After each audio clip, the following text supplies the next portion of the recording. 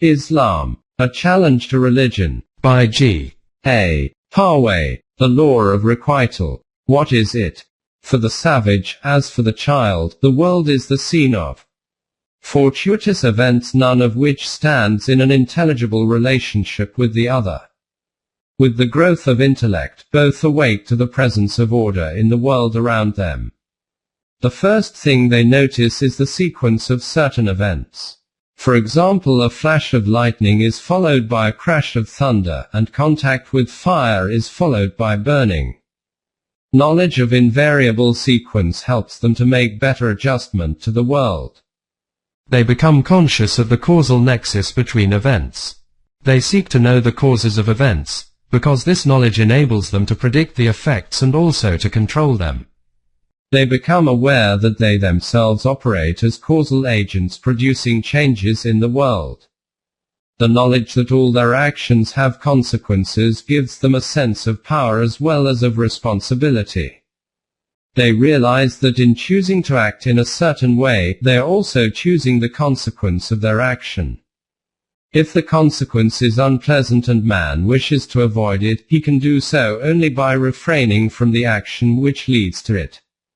The law of requital states that every action of man has consequences and the doer will have to bear them whether he likes them or not. But far more important than the external effect of the action is its effect on the personality of the doer. All actions, however, do not necessarily modify personality. An action which has been performed inadvertently or carelessly has little influence on man's self. But an action performed deliberately for a set purpose or with a high degree of ego involvement changes personality for better or for worse. It strengthens or weakens the moral fiber. It furthers or hinders his progress towards self-fulfillment. This distinction between human actions is made by the Quran and is of great importance to the moral life of man. The law of requital is specially relevant to the changes in personality which result from the voluntary actions of man. It means that consequences of such actions are inevitably incorporated in the personality of man, adding to or detracting from its power. 2. Man and the law of requital. Gradually man realized that he lived in a world which was not at the mercy of capricious spirits, but a world displaying a definite orderliness. He could adjust himself to the world only by discovering the laws which governed the events and processes therein. He addressed himself to this task and slowly and patiently acquired the knowledge which enabled him to exercise effective control over the world. Next he turned his attention to himself and to his own conduct. Here too, he discovered the rule of law. He found that he was free to act and choose, but that rule of law required him to pay a price for the freedom he enjoyed. He had to bear the consequences of his actions. He could not discern the results of his own actions. He might yield to a sudden impulse and gain momentary satisfaction, but later regret and remorse were sure to prey on his mind and make him unhappy. He could not flout the law of requital with impunity. This law is as fixed and inexorable as any natural law. However, unlike the natural law which is confined to the physical spheres, we will now consider its mode of operation in each of these spheres. 1. Of the relations existing between events in the world, the causal relation is the most important. Where two events are related to each other, the antecedent event or cause is invariably followed by the consequent event or effect. Cause and effect are relative terms. Each can be defined only in terms of the other. We are not concerned with cases where both the events are physical. These fall within the purview of physical sciences. But we have seen that man too acts as a causal agent in the world and his actions also produce effects. From the point of view of din, man's actions and their effects are seen as exemplifying the law of requital. The effect is what man earns by his action, whether he welcomes it as a reward or dislikes it as a punishment. If a man puts his hand in fire, it gets burnt. If he plunges it in water, it gets wet. If he acts wrongly, the consequences are harmful to him. He has to suffer because he has brought the calamity on himself. It is his own doing and he cannot blame others. The child as it grows up quickly learns how the law of requital works in the physical sphere and how, by respecting it, he may protect himself against physical injury and pain. 2. In the social sphere, the law of requital operates in the form of civil law. Society cannot exist without law and order. Actions which threaten the integrity of society have to be punished.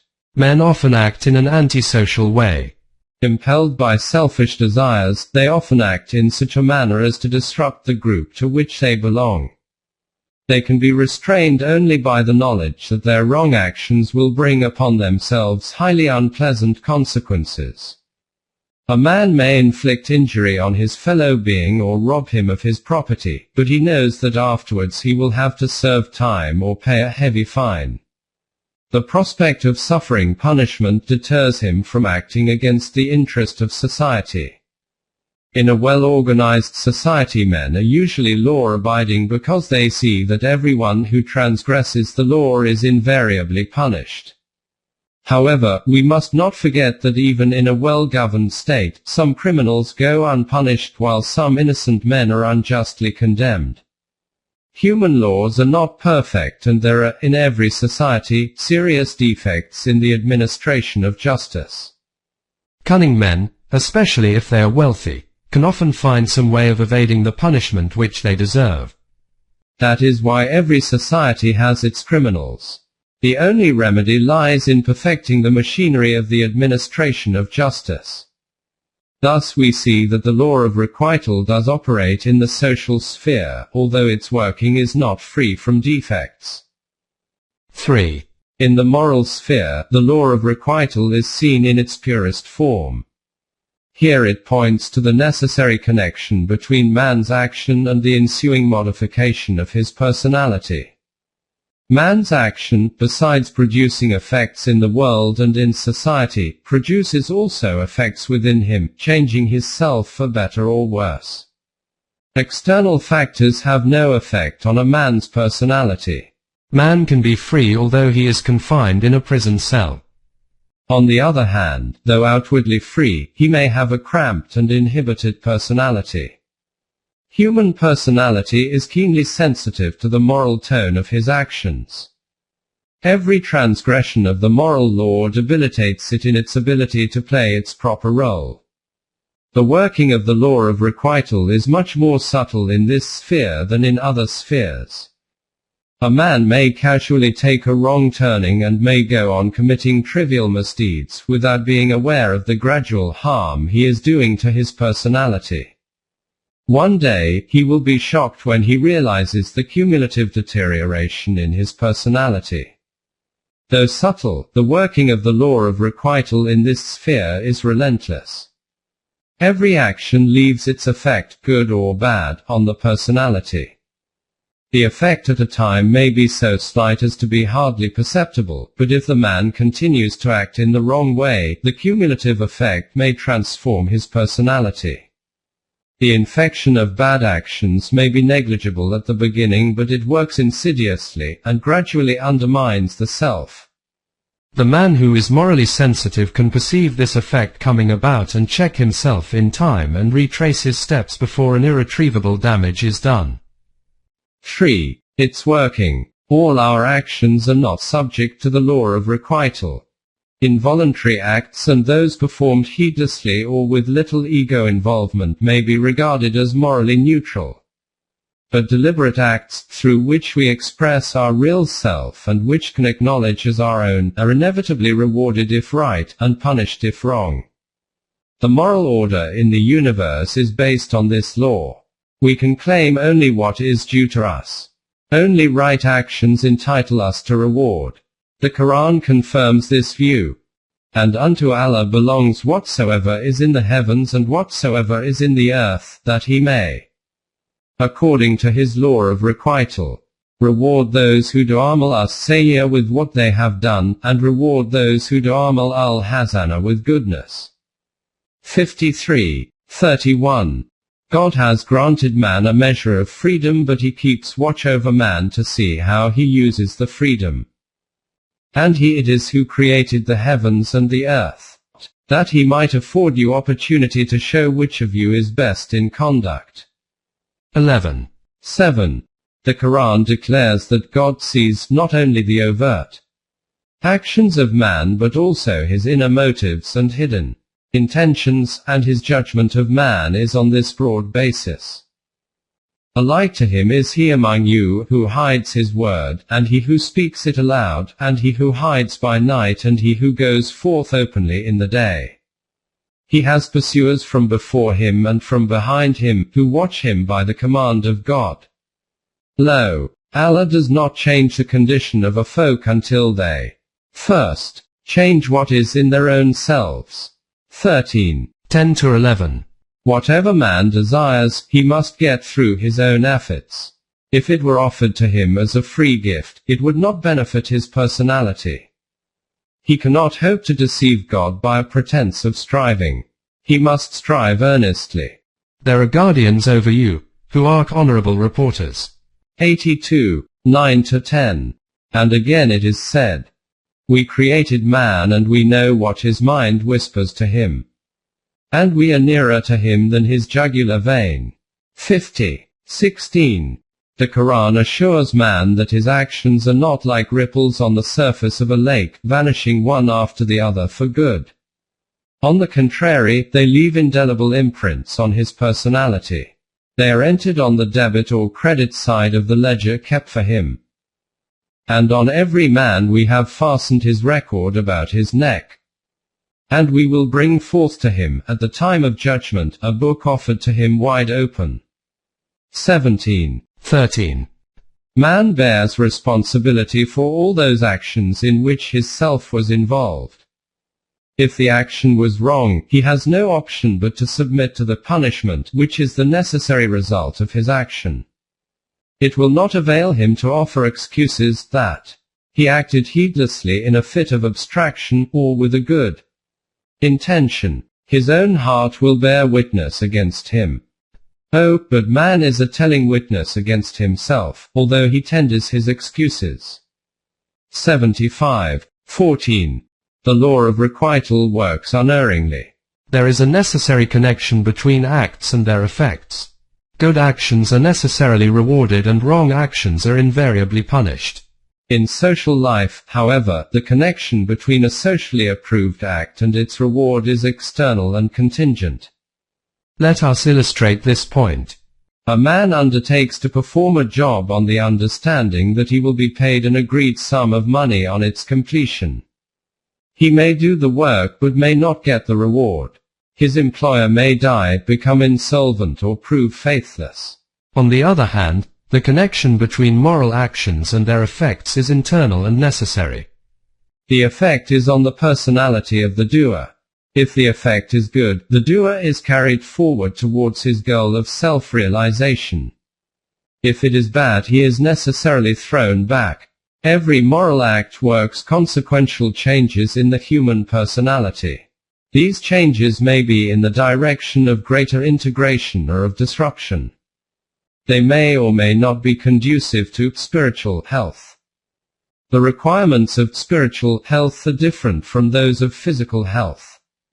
Suppose a man somehow finds himself in possession of a sum of money and spends it to buy butter and eggs. His health will improve on this nourishing diet. Whether he had honestly earned the money or had stolen it, makes no difference to the effect on his health. But his spiritual health is a different matter. It will suffer if the money had been stolen, even if he has put it to a good use. We have therefore to distinguish between the physical effects of our actions and their moral effects. The law of requital, in the moral sphere, refers exclusively to the moral effects, to the enhancement or deterioration of the human personality. The above discussion leads to the following conclusions. A. Man's voluntary actions directly influence his personality. B. Dedication to a noble end results in the development of personality. C. Indifference to, or denial of, absolute values. leads to the disintegration of the self. D. Man is responsible for his actions and must accept their consequences. E. Man cannot shift the responsibility to anyone else. The Quran lays stress on this last point. Whosoever commits a wrong, commits it only against himself. 4. 111. Again. Whosoever goeth right, it is only for the good of his own self that he goeth right, and whosoever erreth, erreth only to its hurt. No laden self can bear another's load. 17. 15. Man's responsibility for his actions is again stressed in the following verse. Each soul earns only on its own account, nor does anyone bearing a load shall bear another's load. 6. 165. The following verse leaves no doubt on the point that man can attain his goal solely by his own efforts. No external help will avail him at all. No self will in aught avail another, nor will intercession be accepted from it, nor will atonement be received from it, nor will they be helped. 2. 48. It is not only individuals who are subject to the law of requital. Nations too have to suffer if they fall into wrong courses. However, if a nation adopts a wrong course of action, it may be years before it begins to experience its effects. The law may operate slowly in the case of nations, but sooner or later every nation will have to face the consequences of its wrong actions. The point will be elucidated in a subsequent chapter. Finally, for the question as to what actions are right and what actions are wrong, the answer is supplied partly by reason and partly by revelation. Revelation gives general guidance and broadly indicates the difference between right and wrong actions. Human reason acting in the light of revelation cannot miss the right path. Revelation, again, may be tested by acting upon it and examining the results. The Quran offers to be judged by this pragmatic test. Say, O Muhammad, O my people, work according to your power and plan. Lo, I too am working according to mine. Thus you will come to know for which of us will be the happy sequel. Lo, the wrongdoers will not be successful. 6. 136. The Quranic concept of the law of requital raises a very vital question which requires serious consideration. We have seen that this law is based strictly on justice. The point for consideration is whether it has any place for forgiveness or mercy. The reply is both no and yes. If I do some wrong to somebody else, he may forgive me, i.e., may not take revenge from me. But if I do wrong to my own self, none can forgive me. Similarly, mercy is an emotional reaction which can obviously find no place in the working of law and justice. Still, there is a place for forgiveness and mercy, as will be seen from the following example. You put your finger in fire and it gets burned. And you must suffer the consequence. The pain and agony which is its inevitable result. There is no question of anybody forgiving you or taking mercy on you. But the same God who has made the law that fire burns and pain is its inevitable result, has made another law. It is that a certain medicine has the property of giving relief to the pain and effacing the devastating result of burning. A recourse to this law of God would do away with the painful result of your former action. The provision of this second law is mercy from God, and obedience of this law results in forgiveness of our wrongdoing. This law is as universal as the former one and does not work differently in different individual cases. Nor has it any appeal to emotion. This is the Quranic concept of forgiveness and mercy.